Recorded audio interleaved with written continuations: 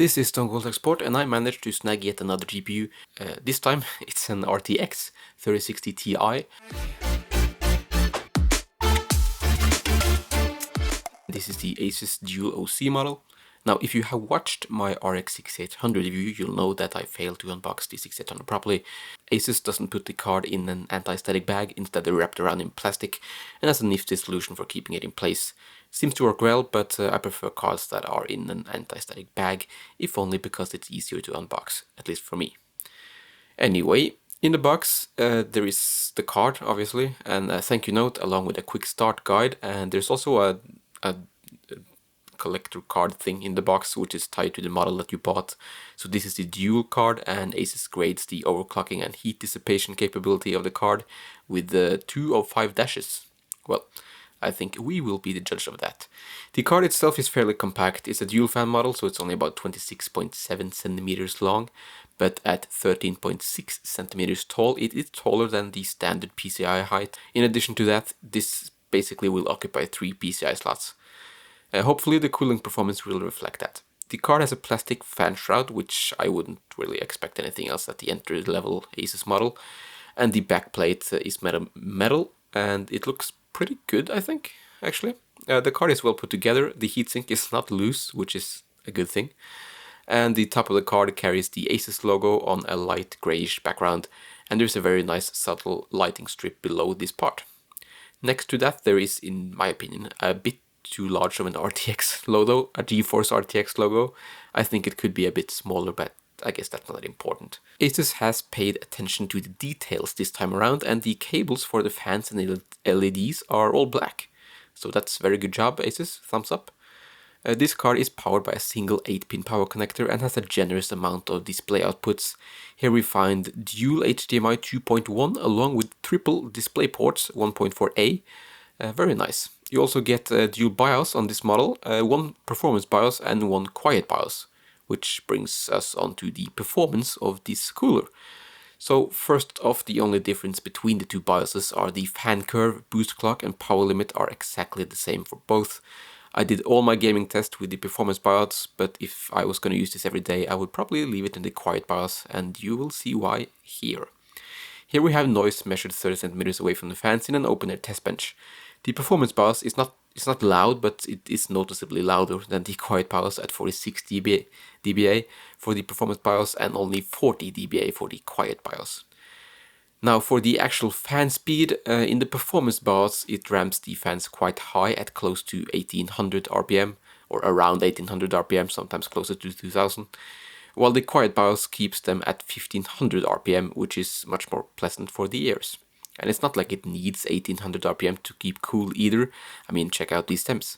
With the quiet BIOS, the card reached just 64 degrees Celsius in a 22-degree room, which is a very good result. And with the performance BIOS, it peaked at 60 degrees Celsius, which is just ridiculous. Personally, I see no reason to get the Tough or Strix model over this thing because it is that good.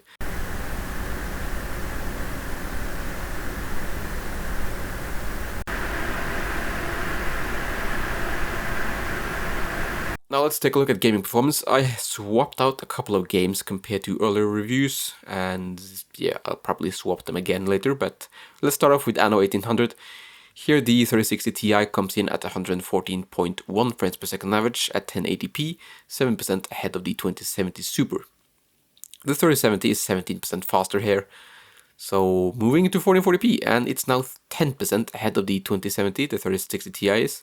The 3070 though is still 17% ahead, and additionally the 3060Ti was 21% faster than the 5700 XT. And at 4K it's basically more the same. Next game is Assetto Corsa Competitzione, and I have retested all the cards after game update, added some texture optimization which seemed to have increased performance across the board. The 3060Ti at 1080p came in at 221 frames per second on average, 8% ahead of the 2070 Super and 42% ahead of the 5700 XT, which does not seem to do all that well in this title. The 3070 is 18% ahead here of the 3060Ti. At 1440p, the 3070 is now 16% faster than the 3060Ti, but the 3060Ti holds a 11% lead over the 2070 Super. At 4K, it's well, again, it's more the same. The 3070 is now 20% ahead of the 3060 Ti. Next title is Battlefield 5. Here the 3060 Ti is only 4% ahead of the 2070 Super, with the 5700 XT being 8% ahead of the 3060 Ti, and the 3070 is 11% ahead. At 1440p, the 3060 is still only 4% ahead of the 2070 Super, and the 3070 is now 12% ahead. At 4K, the 3060 Ti and 2070 Super, well, and 5700 XT perform basically the same, and the 3070 is 16% faster than all of them. Next up, we have Call of Duty Modern Warfare. At 1080p, the 3060 is a more healthy 11% ahead of the 2070 Super, and the 3070 is, well, it's basically the usual 15% faster. Turn that up to 1440p, and the 3060 Ti is now leading the 2070 Super by, well, 11%, and the 3070 is still 16% ahead of the 3060 Ti. The 5700 XT is very close to the 3060 Ti here, but yeah, still a win for the 3060 Ti. At 4K, the 3060 Ti is 16% faster than the 2070 Super, but the 3070 is 20% ahead of the 3060 Ti. Next up is Control, and at 1080p there is only a 6% performance bump compared to the 2070 Super, and the 25% more expensive 3070 is a rather unusual 34% faster.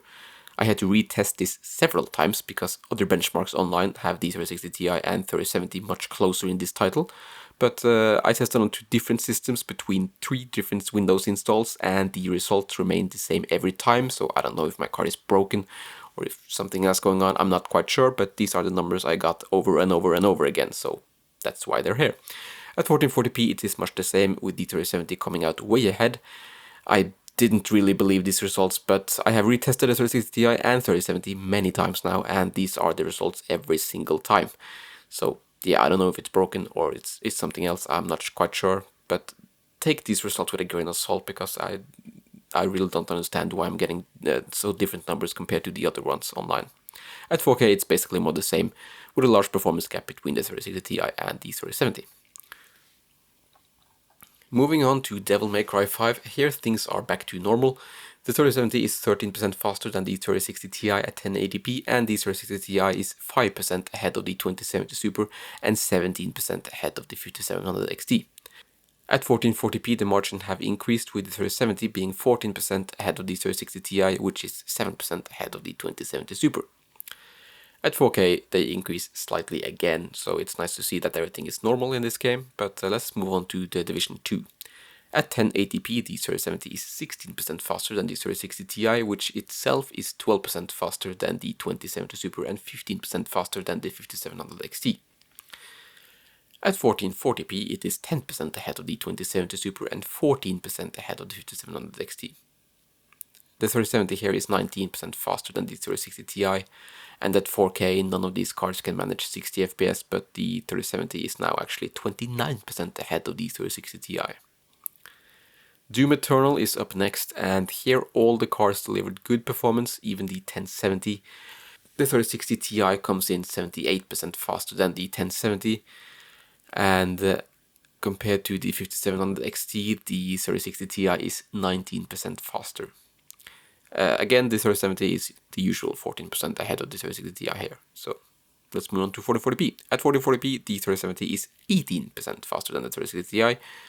And yeah, moving up to 4K, 3060 Ti is 9% ahead of the 2070 Super, but the 3070 is 17% faster than the 3060 Ti. Next game is Forza Horizon 4, and here performance is between the 3070 and 2070 Super, which is exactly where we would expect it to land. Moving to 1440p, and the 3070 is 8% ahead of the 3060 Ti, and the 3060 Ti is 11% faster than the 2070 Super. So it's not much that separates the 3070 and 3060 Ti here. At 4K the margins opens up a little bit, but not much. And you could probably overclock the 3060 Ti to be as fast as the 3070, but yeah. Moving on to Gears of War 5, and the 3060 Ti was only 4% faster than the 2070 Super, with the 3070 being 18% faster than the 3060 Ti. At 1440p, the 3060 Ti is 7% faster than the 2070 Super and 18% faster than the 5700 XT, but the 3070 is now up to 20% ahead of the 3060 Ti. At 4K, things take a turn for the worst for the 3060 Ti, with the 3070 now being 28% faster.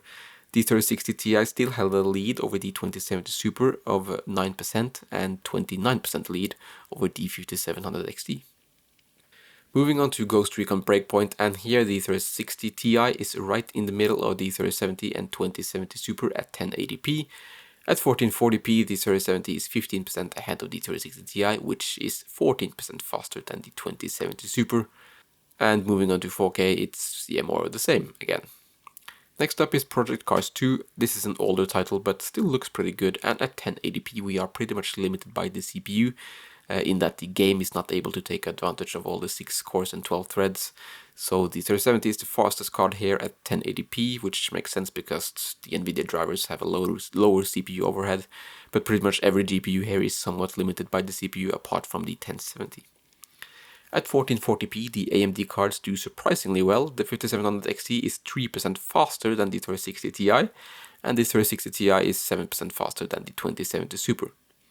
The 3070 here is 17% faster than the 3060 Ti.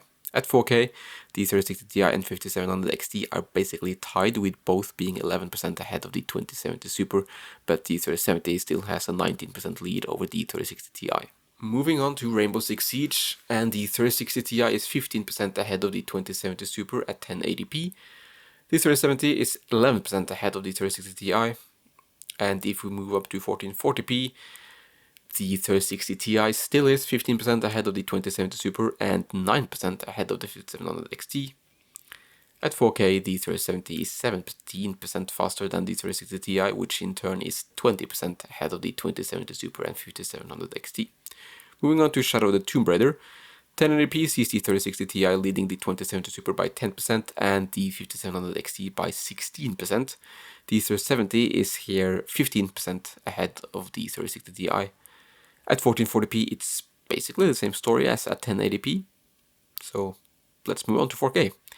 4K, the 3070 is up to 21% faster than the 3060 Ti, which is quite a lead. Next and the last game is The Witcher 3. At 1080p, the 3060 Ti is surprisingly close to the 2070 Super. So let's just move on to 1440p and see if anything changes. Not really.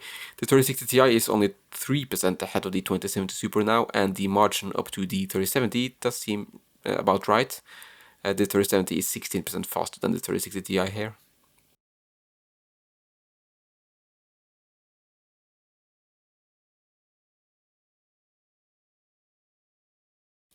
So let's move on to relative performance at 1080p. Across the 15 games tested, the 3060 Ti averaged 165.6 frames per second at 1080p, and that puts it 8% ahead of the 2070 Super and 13% ahead of the 5700 XT, which shares the same MSRP. Both are $400 USD. Let's move on to 1440p, which is a more relevant resolution for this GPU. At 1440p, the 3070 is on average 16% faster than this 3060 Ti, and it also has a 25% higher MSRP, so the 3060 is actually better value.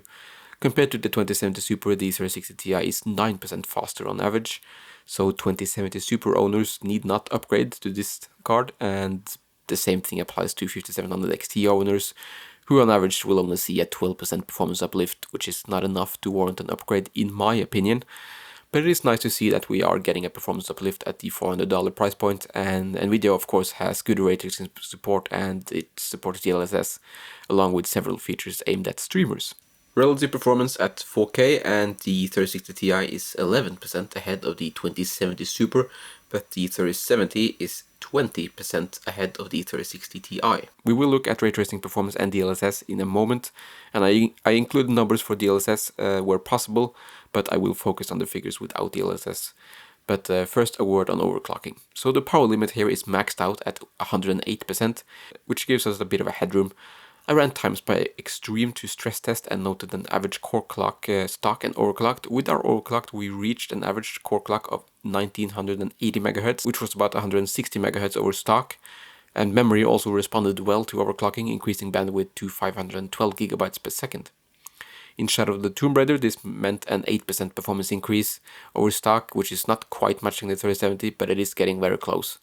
So now for ray tracing. We start with Battlefield 5. Here the 3060 Ti is 43% faster than the 2060 Super, which is a good uplift. Additionally, it is 24% ahead of the 2070 Super. The 3070 is the usual 15% faster. Also note that the 3060 Ti is faster than the $580 RX 6800 in ray tracing. DLSS is not supported at 1080p in this game, but 1440p the margins are pretty much identical. With DLSS, the 3060 Ti is able to overtake the 3070 without DLSS. At 4K, the game is pretty much unplayable. Even with DLSS, you're looking at 40 frames per second average, which I don't consider playable in this title. Call of Duty Modern Warfare next then, and this game does not support DLSS, and at 1080p with DXR on the 3060 Ti is 13% faster than the 2070 Super and 5% faster than the RX 6800. The 3070 meanwhile is 21% faster than the 3060 Ti. At 1440p, the 3060 Ti is 19% faster than the 2070 Super, and the RX 6800 has now overtaken the 3060 Ti by a mere 3%. The 3070 is the fastest here and is 14% faster than the 3060 Ti. At 4K, 3060 Ti is 24% faster than the 2070 Super, and the RX 6800 and 3070 is 11 and 19% faster than the 3060 Ti respectively. Control next. I actually played through one of the DLCs recently with the 3070 hooked up to the 4K TV, playing with ray tracing on and DLSS in performance mode. It was surprisingly good actually, but of course viewing distance must be taken into consideration here. I do sit like 9 feet away from a 65-inch TV, so yeah, there's that. For this test, DLSS was set to balanced, and the 3060 Ti was 21% faster than the 2060 Super and 11% ahead of the 2070 Super. Going for a 3070 would net you an extra 17% performance.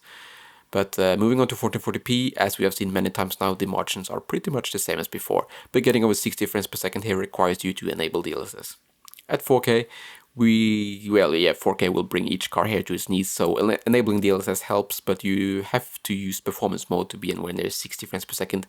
Even the 3070, actually the 3070 did pretty well at performance mode. Shadow of the Tomb Raider is the last game tested with ray tracing. DLSS is not supported at 1080p, therefore it is not in the graphs. The 3060 Ti is 36% ahead of the 2060 Super and 18% ahead of the 2070 Super.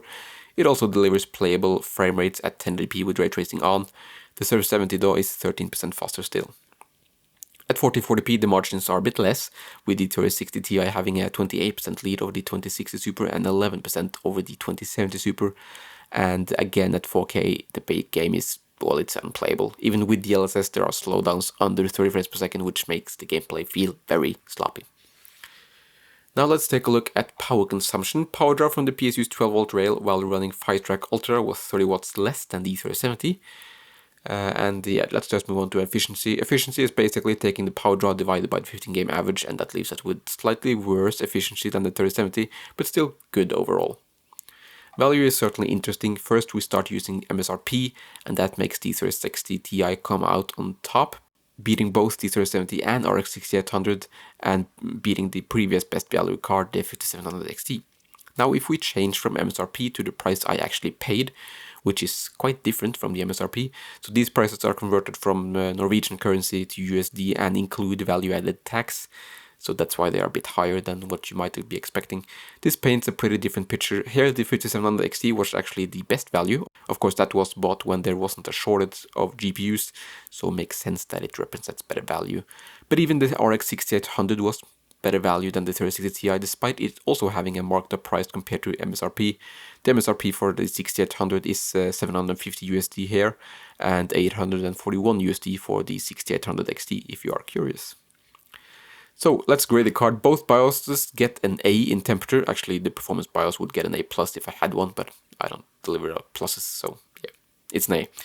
For noise, the performance BIOS receives a C, while the quiet BIOS gets an A. So therefore it is, in my opinion, that the quiet BIOS is the better choice, giving you the same performance with less noise, which is, well, hopefully what you want. If you're looking for a 3060 Ti, I can recommend this dual model from ASUS. There is no good reason to pay more for the Strix or TUF, in my opinion. Actually, I would get the non-OC version of this card if I had a choice, but that was not in stock, so yeah, I didn't. But that's all from me for now. Thank you so much for watching, and farewell for now.